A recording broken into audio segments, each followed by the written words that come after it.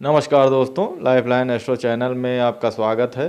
जैसा कि आप जानते हैं कि कुंडली में कुछ ऐसे योग होते हैं, राजयोग होते हैं, जो अगर आपकी कुंडली में बन रहे हैं तो आपका जीवन जो होता है राजाओं के समान होता है। बहुत अच्छे राजयोग होते हैं।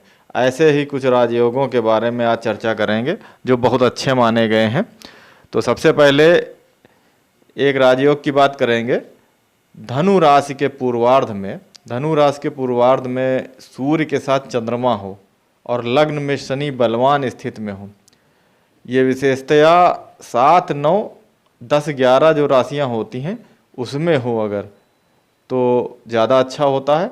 और मंगल भी मकर में हो तो पराक्रमी राजा के समान होता है। मंगल जो होता है मकर राशि में हो तो व्यक्ति जो होता है ऐसा जिसके ये योग बन रहा होता है वो पराक्रमी राजा के समान होता है। ऐसा व्यक्ति जो होता है उसके नाम को सुनकर ही शत्रु भाग जाते हैं। इसके अलावा सिंह नवास में विष के समान चमकीला पूर्ण चंद्रमा स्थित हो और केंद्र में पाप रहित केवल शुभ ग्रह हो तो मनुष्य बहुत धनी राजा के समान होता है। इसी तरह से उज्जवल बिंब वाला पक्ष बली चंद्रमा हो और 3 ग्रह कम से कम अपने नवांशों में बली हों और शुभ दृष्ट हों, अर्थात नीच शत्रु नवांश या राशि में ना हो तो मनुष्य शत्रुहंता राजा होता है। यह बहुत अच्छा योग माना गया है। शत्रुहंता मतलब शत्रुओं से हमेशा शत्रु उससे भयभीत रहते हैं, शत्रु उससे जो होते हैं वो जीत नहीं सकते हैं। शत्रुहंता योग इसको बोलते हैं। शत्रुओं के ऊपर जो भारी पड़ता है।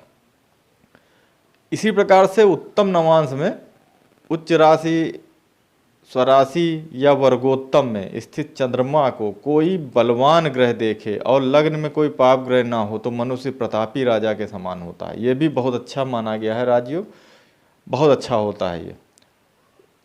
इसी प्रकार से गुरु, बुध, शुक्र, चंद्र में से कोई 3 ग्रह नवम में रश्मि युक्त होकर बैठे हैं और मित्र ग्रहों से दृष्ट हों तो देवता के समान वंदनीय राजा होता है ऐसा व्यक्ति।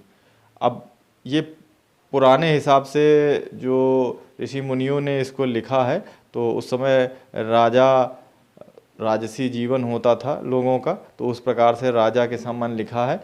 अब इस समय के हिसाब से आप इसको मंत्री वगैरह हो गए और प्रधानमंत्री हो गए, इस तरीके से देख सकते हैं आप, उद्योगपति हो गए, इस तरीके से आप इनको देख सकते हैं। इसी प्रकार से शुक्र, गुरु, शनि मीन में हो, पूर्ण चंद्रमा उच्च में हो और सूर्य पर मंगल की दृष्टि हो और मेष लगन हो तो राजयोग होता है।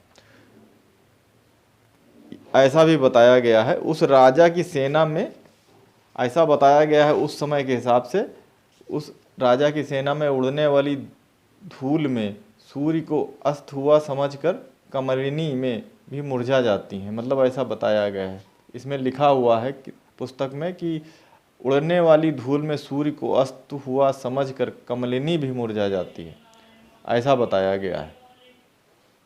3, 6, 11 में निजगत या शत्रुगत ग्रह हो, शुभ ग्रह परमोच्च में केंद्र में हो, चंद्रमा दशम में कर्कगत हो, रात में जन्म हो तो ऐसा व्यक्ति जो होता है बहुत प्रतापी होता है, एक छत्र शासन करने वाला बताया गया है ऐसा व्यक्ति।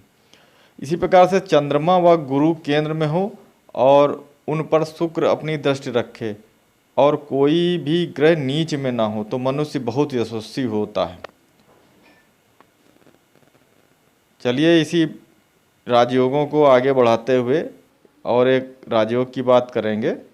शुक्र पर गुरु की दृष्टि हो, नीच राशि के अलावा लग्न में गुरु हो या बलवान जन्म राशि इस केंद्र में हो या गुरु बुध को देखे तो इन चारों योगों में बहुत अच्छा माना जाता है व्यक्ति को। ये राजा के समान ये भी बताया गया है, सामर्थ्यवान राजा के समान होता है। उच्चगत ग्रह को मित्रगत देखे तो राजा और उच्चगत ग्रह मित्र ग्रह से युक्त हो तो धनी होता है, ऐसा भी बताया गया है। इस प्रकार से काफ़ी राजयोगों के बारे में फल दीपिका के राज योगा अध्याय में बात हुई है। तो फिलहाल तो आज जो भी ग्रह राजयोग जो होते हैं उनके बारे में जो आपसे बात हुई, फिर मिलेंगे अगले वीडियो में राजयोग जो होते हैं और उसके बारे में विधिवत चर्चा करेंगे आपसे। तो अगर आपको ये वीडियो अच्छा लगा हो तो कृपया सब्सक्राइब ज़रूर कर दें और हमारे चैनल से जुड़ जाएं। तो दोस्तों मिलते हैं अगले वीडियो में, तब तक के लिए नमस्कार, धन्यवाद मित्रों।